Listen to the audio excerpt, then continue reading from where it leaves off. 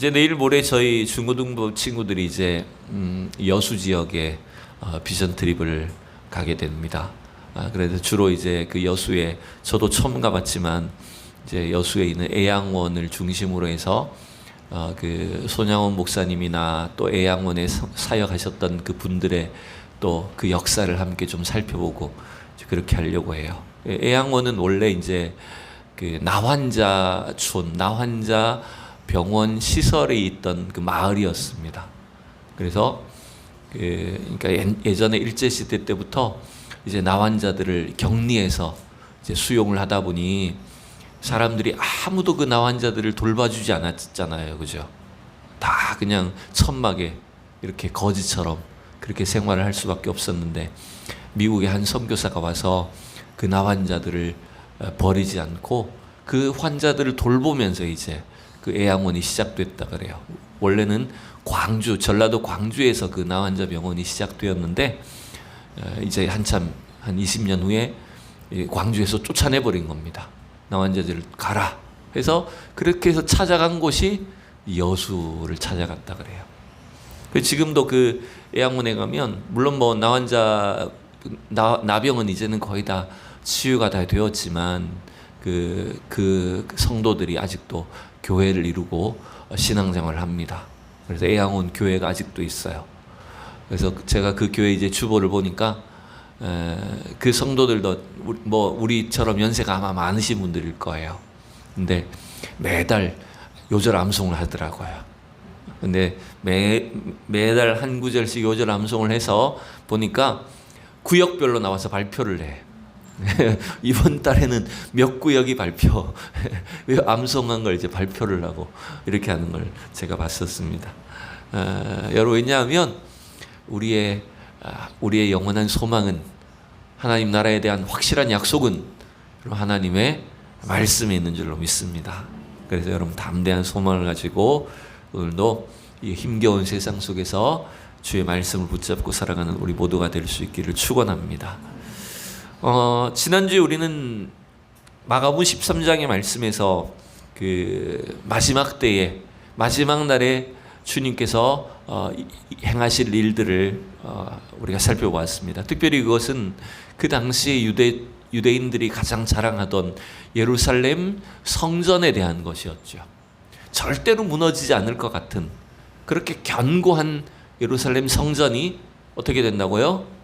마지막 때에 하나님의 심판대 앞에 다 무너지게 될 거다. 그래서 그것이 종말의 하나의 징조가 될 거고 또 그러한 종말의 징조를 볼 때 우리 성도들이 어떻게 살아야 될 것인가 라고 하는 것들을 주님은 말씀해 주셨어요. 근데 여러분 많은 사람들이 종말에 대한 이야기를 하면 자꾸만 착각하는 게 뭐죠? 원초적인 호기심만 가지고 그날이 언제냐, 몇 년도 몇 월 며칠에 주님이 다시 오시나, 약간 그런 것에만 관심을 가진다는 거죠. 그래서 제가 지난주에 말씀드렸습니다. 종말은 어떤 끝나는 한 시점에 초점이 있는 게 아닙니다. 종말이란 단어 자체는 마지막 때를 말하는 것이긴 하지만 그 진짜 의미는 뭐라고요? 끝나는 마지막 때가 아니라 예수님의 초림과 재림 사이 전체가 다 사실은 종말이에요. 그래서 종말의 진짜 중요한 의미는 주님이 오시는 것에 목적이 있는 겁니다. 구약시대 성도들은 여러분 구약에 약속된 메시아가 오실 날을 기다리며 사는 사람들이었어요. 그죠? 그러면 신약의 성도들은 우리는 뭘 기다리는 겁니까? 다시 오실 주님의 약속을 기다리며 사는 사람들입니다. 그래서 구약시대 성도들이나 신약시대 성도들이나 사실은 신앙은 똑같은 거예요. 뭐냐면 기다리는 겁니다. 주님의 약속을 기다리는 겁니다. 주님이 오시겠다고 하신, 주님이 약속하신 그 말씀을 믿고 기다리는 것이 여러분 우리 신앙생활인 겁니다. 여러분. 그런데 여러분이 기다린다는 것은 매우 힘들고 긴 싸움이죠.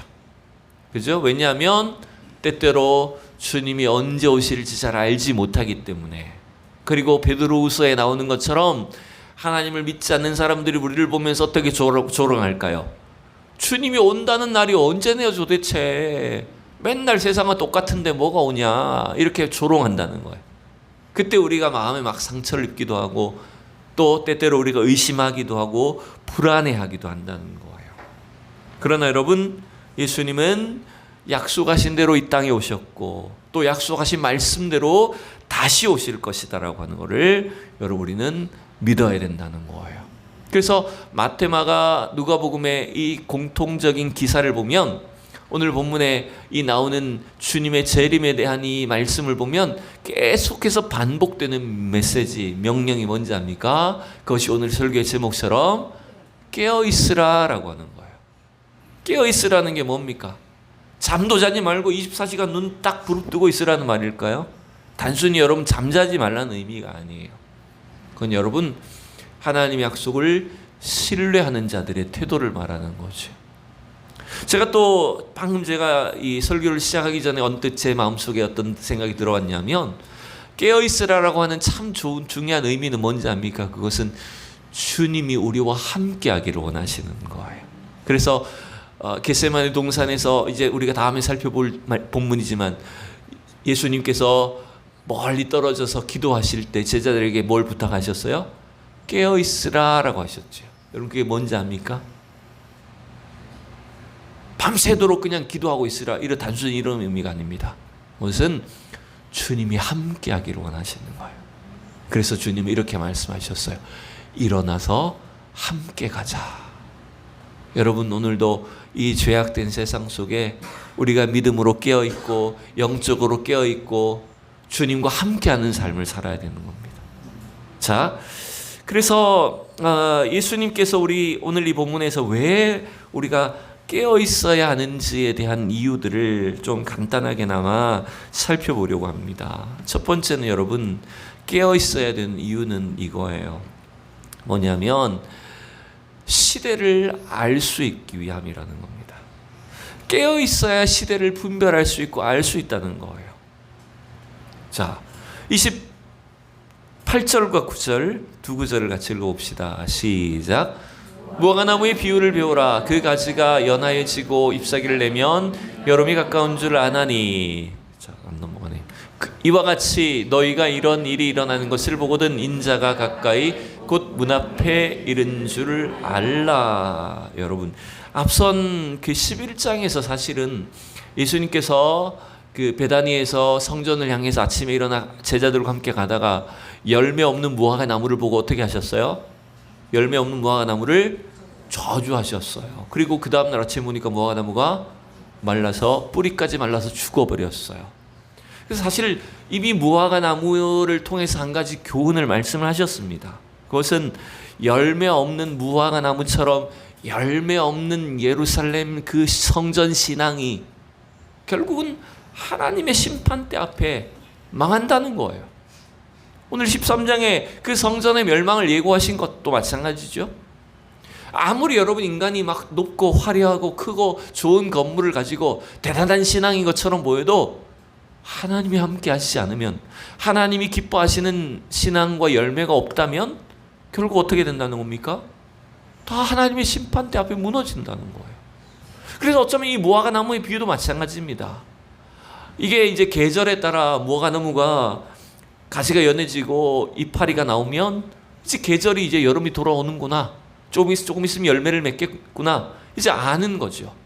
세상의 이치를 우리가 이제 좀 구름을 보면, 세상을 보면 어느 정도 압니다.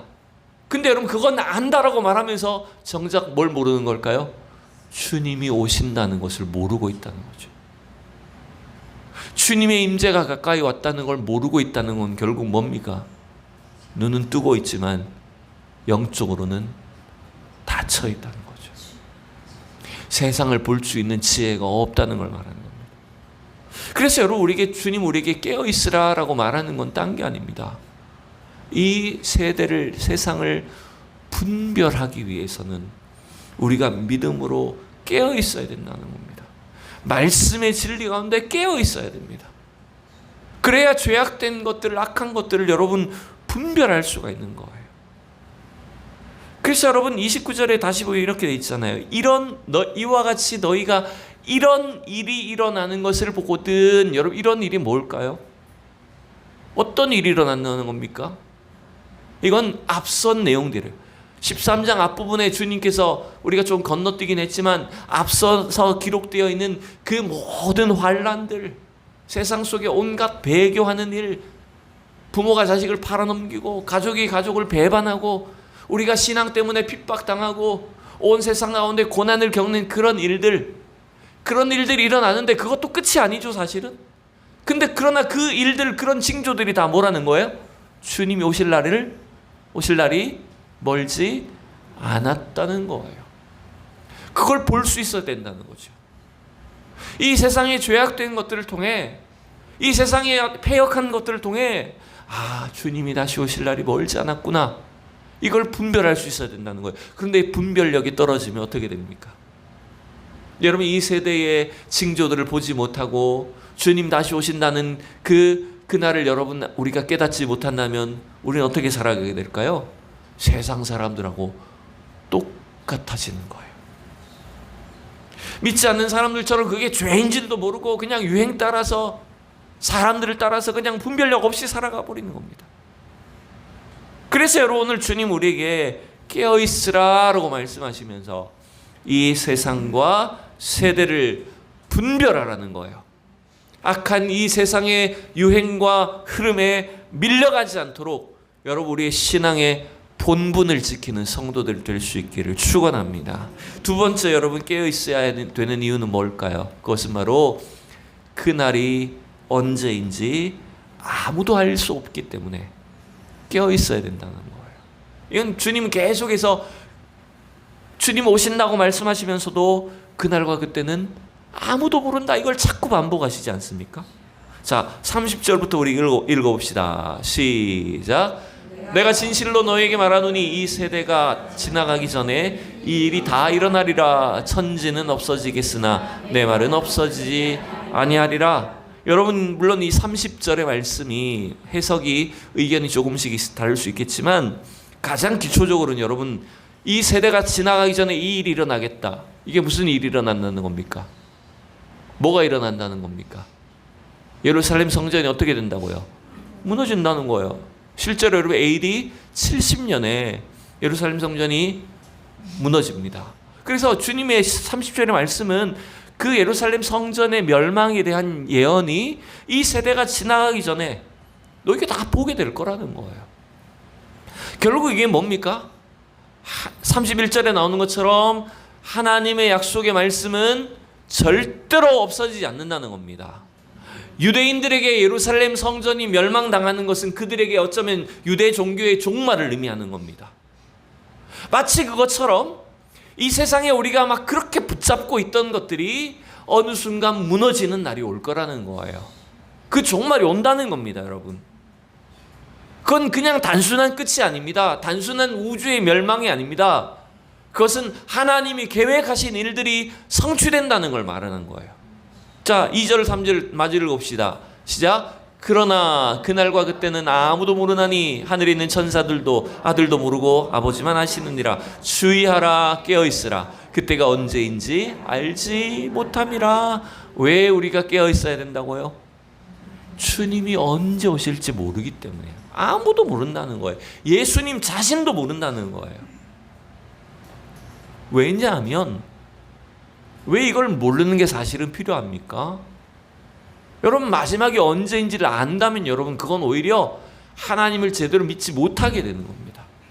그래서 대부분의 이단들이 언제 몇 년도 몇 월 며칠에 종말이 임한다, 주님이 다시 오신다, 혹은 언제 재림 예수가 다시 왔다, 이렇게 하는 것들을 전부 다 여러분 미혹하는 겁니다. 그걸 붙잡고 있는 신앙은 잘못된 겁니다. 바른 신앙이 될 수가 없는 거예요, 여러분.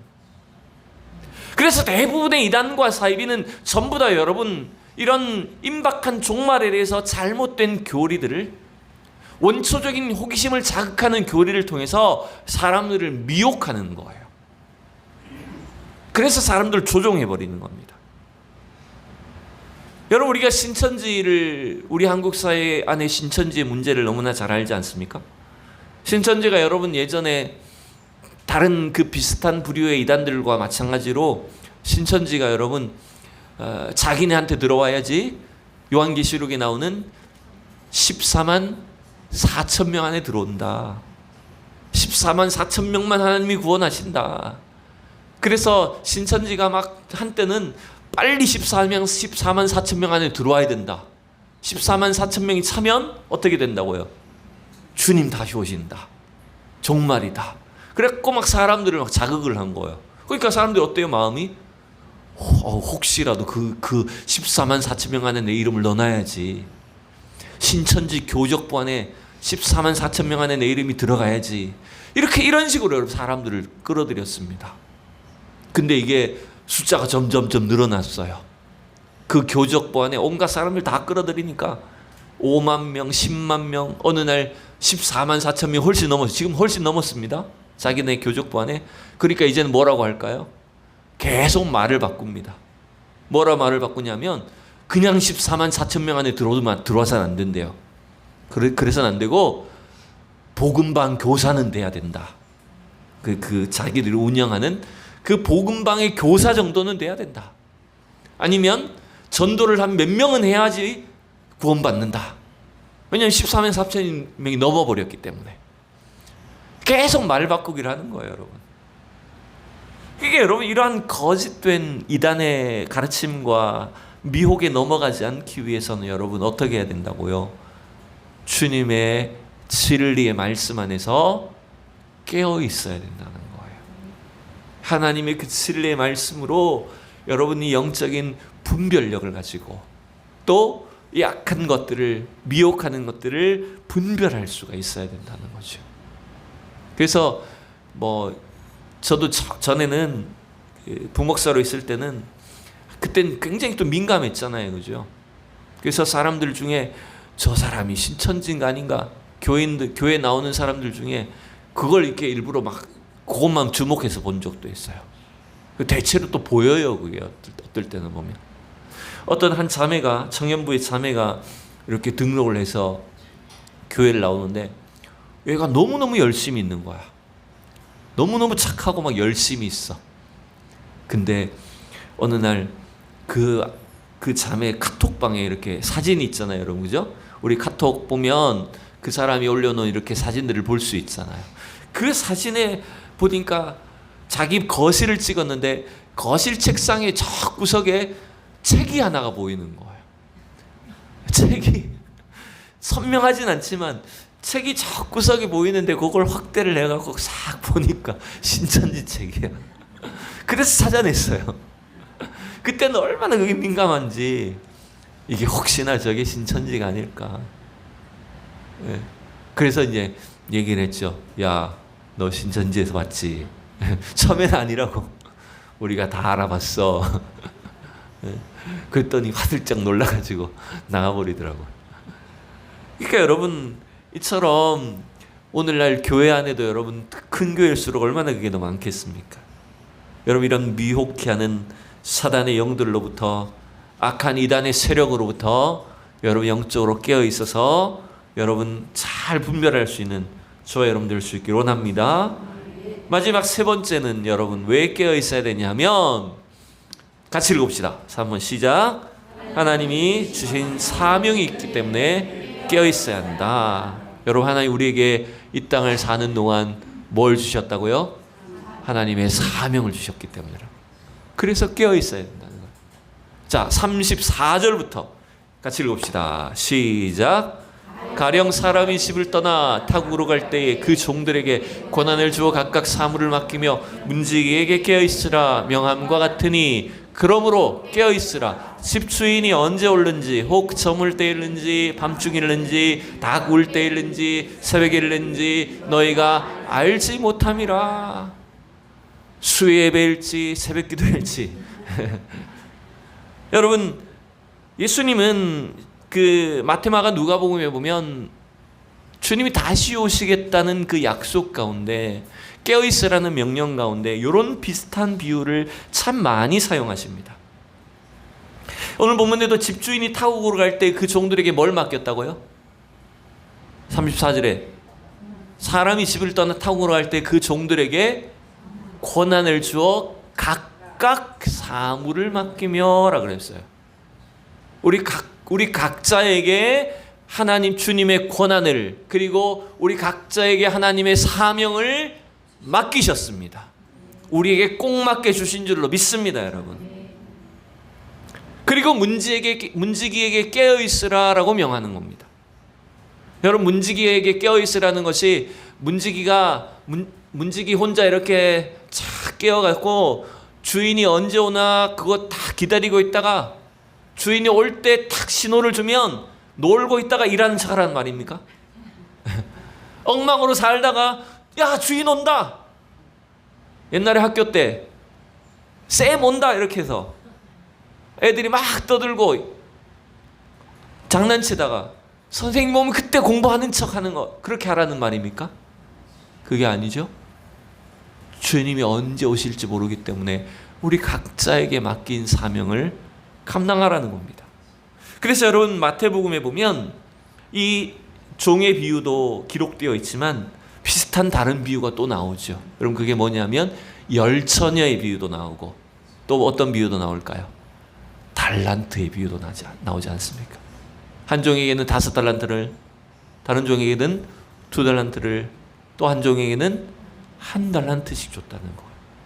근데 여러분, 그 달란트가 우리가 얼핏 생각하기에는 뭐라고 자꾸 착각합니까? 달란트를 받았다고 하면 어떤 재능이라고 생각합니다. 탤런트라는 단어가 거기서 나왔으니까 어떤 나의 재능, 은사 정도에 초점을 맞추는 경향이 많습니다.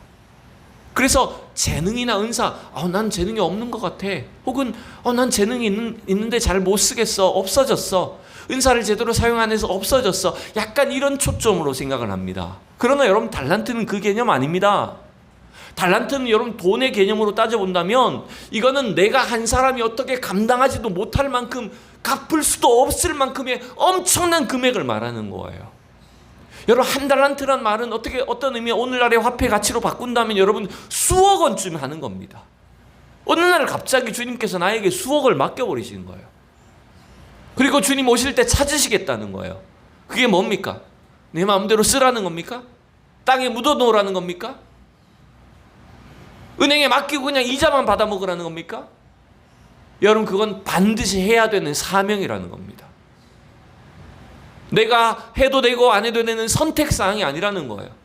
그래서 여러분, 달란트는 우리 각자에게 하나님 맡기신 사명인 거예요.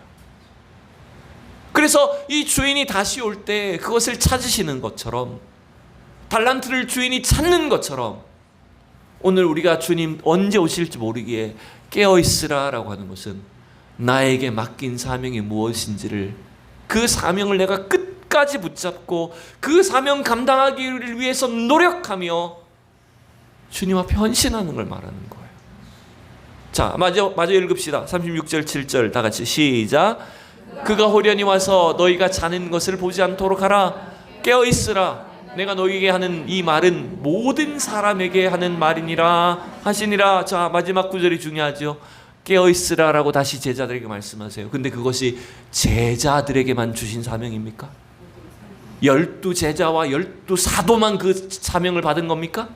누구에게 주신 겁니까? 모든 사람에게 하는 말입니다.